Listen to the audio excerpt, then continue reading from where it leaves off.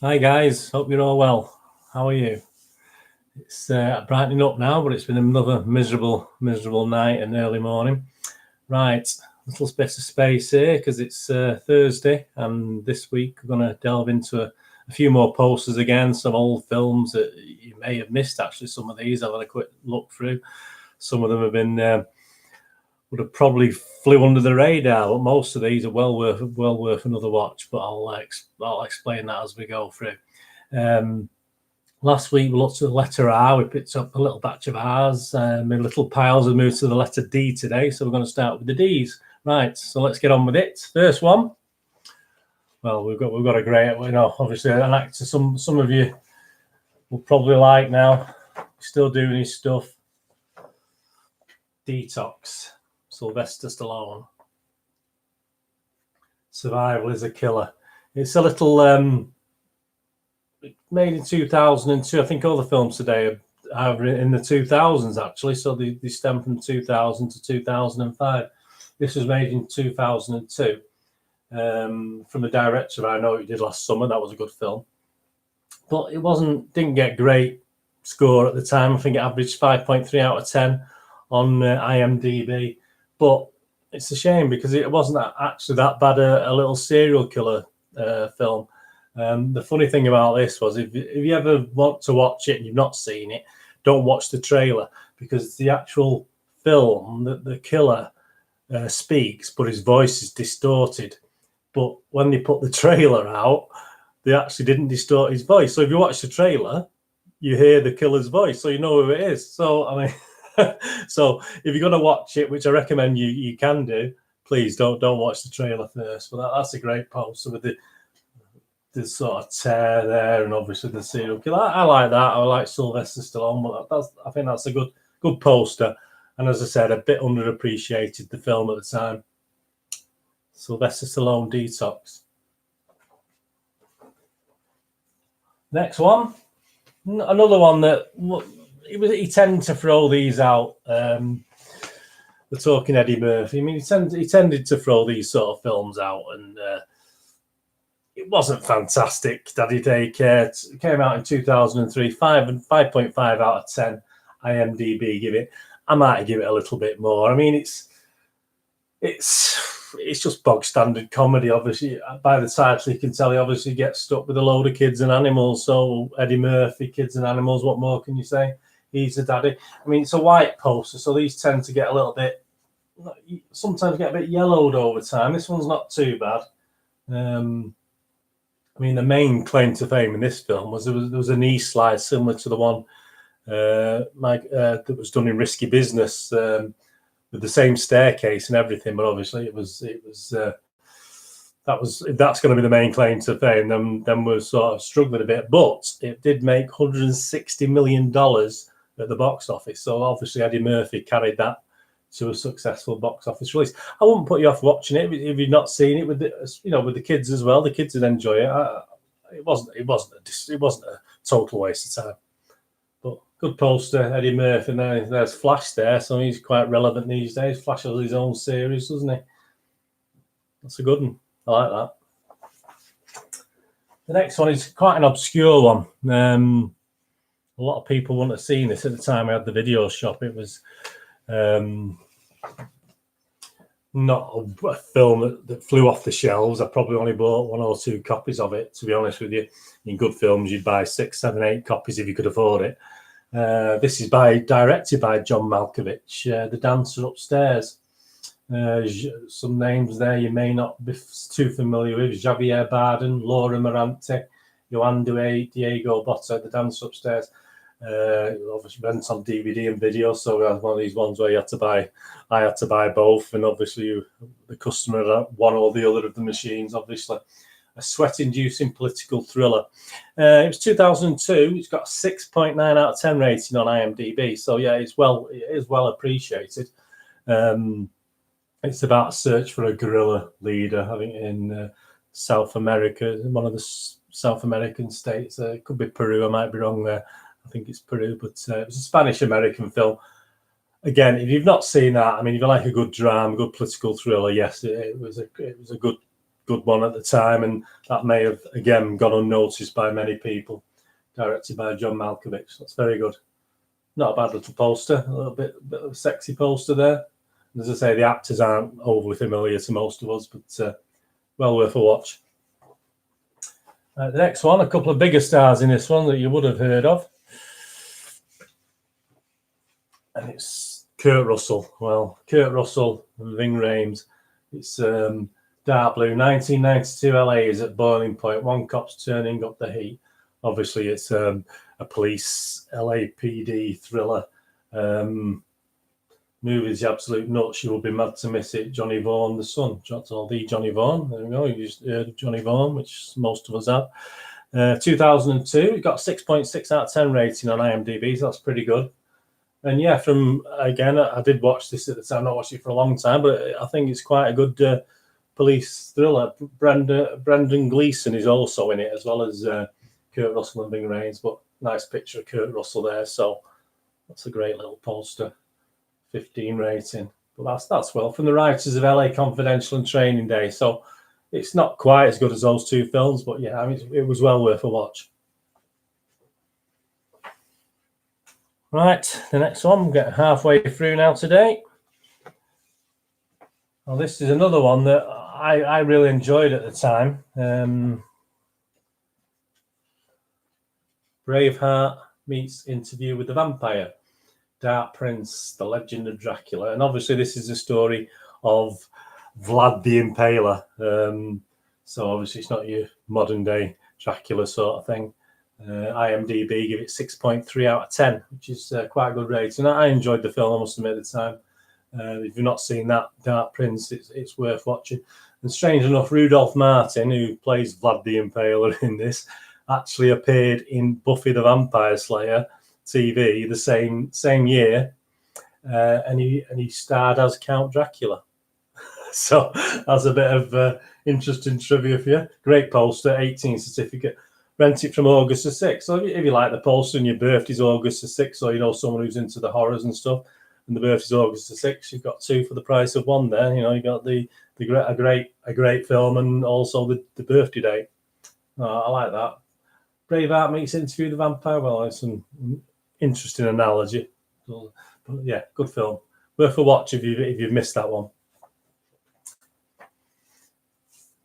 All right, the next one was based like they do. I mean, the Japanese make some cracking horror stories and chillers, I call them, rather than, you know, not quite horror, but they're more than a thriller. So I like a chiller. And this one was classed as a horror, but was more of a chiller. And I say it was based on a Japanese original from the author of The Ring, which is I love the Ring trilogy, all those Ring films. Again, the Japanese and the American versions weren't bad either. So you've got Darkwater, Jennifer Connelly. I mean, a great picture. The lovely Jennifer Connelly, a great picture. Again, you've got a date on DVD. So you get into the state. This is 2005, so there's no video now. We've gone all onto DVD now. So 28th of November. So again, if that's a significant date for you and you like Jennifer Connelly and remember this film, what did it get? It got 5.6 out of 10. It was a bit mean, but I think people thought it was a straightforward thriller. It was more like a haunted apartment thing in an apartment block, and it was just a really good chiller rather than a straightforward horror. Strangely enough, Jennifer Connelly got the part because it was actually earmarked for Jennifer Love Hewitt originally, but Jennifer Love Hewitt refused it. Jennifer Connelly was due to do another great horror film called House of Wax, but she dropped that to do this. But House of Wax was a great little horror film as well. So, but say it wasn't. Jennifer Connelly wasn't in the wrong to do this one. It was a good version. As I say, it's from the same people who did the Ring trilogy in Japan, and it's not a bad Hollywood version of the Japanese films. Nice poster, Jennifer Connelly. Kind of a nice one there. I like that one.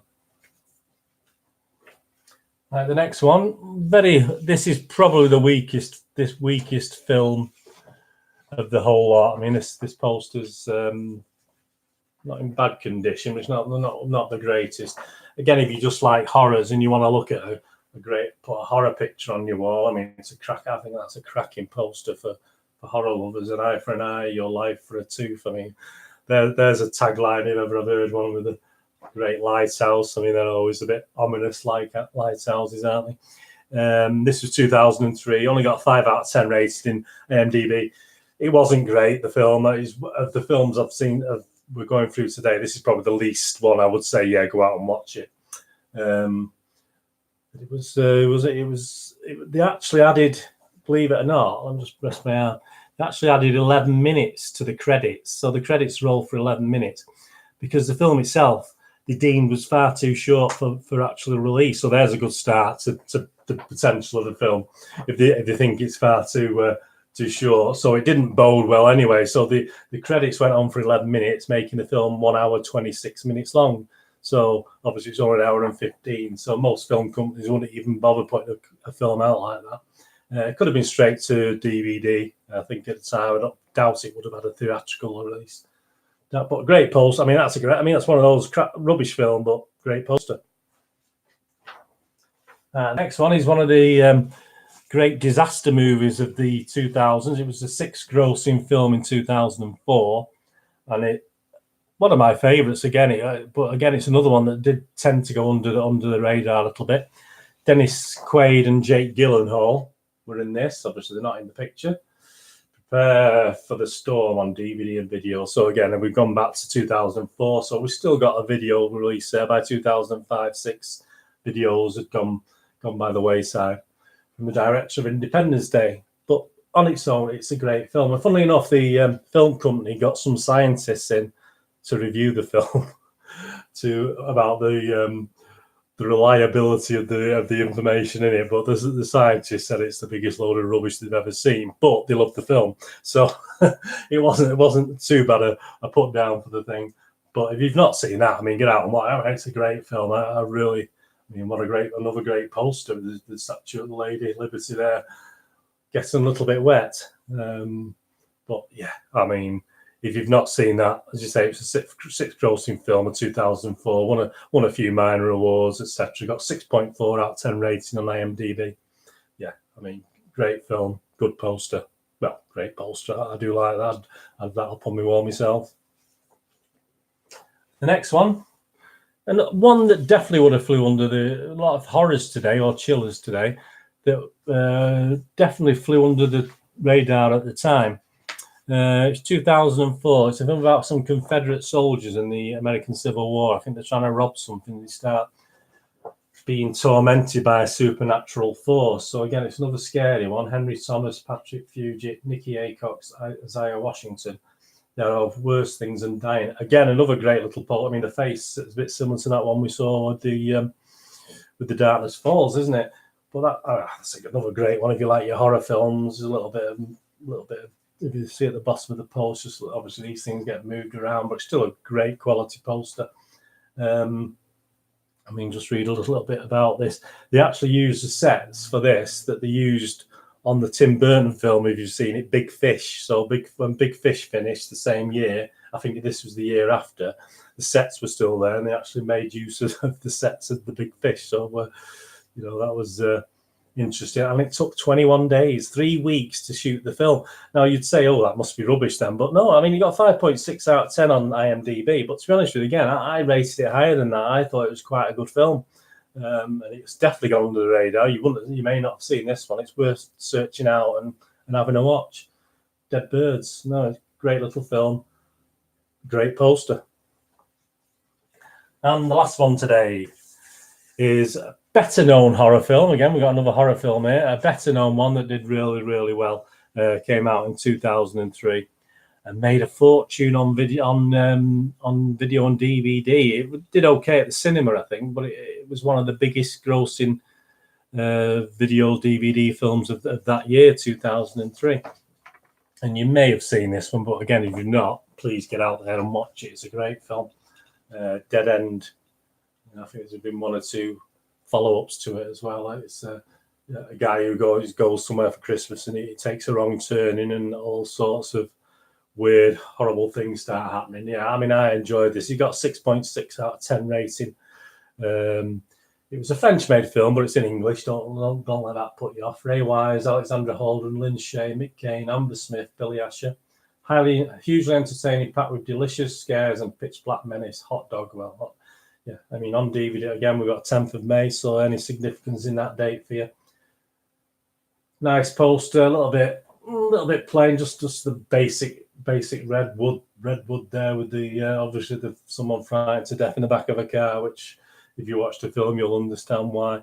But yeah, I mean that did really well. I think it won some awards at the time. But yeah, I mean it is if you've not watched it, get out and watch it. It's one of the better horrors, and 16 years later it still holds up pretty well. That's that. Well, I hope you enjoyed that.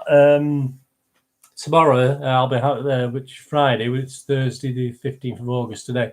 Tomorrow, Friday, I'll be having a look at things that not necessarily been on DVD or at the cinema, but have obviously come through on the streaming sites. And there's some little nuggets there that are worth a watch, and there's plenty that are not worth a watch. And if it's something I think it's just don't waste your time, and I'll say that. But obviously, like anything, my opinion might be different to yours. But tomorrow I'll be looking at some things that have come through the streaming sites and the places like Netflix and Amazon where you can watch these things or download. So I'll have a quick look at those tomorrow. Give us a follow on Twitter at nostalgia_movie. Give us a thumbs up on this. Subscribe if you can.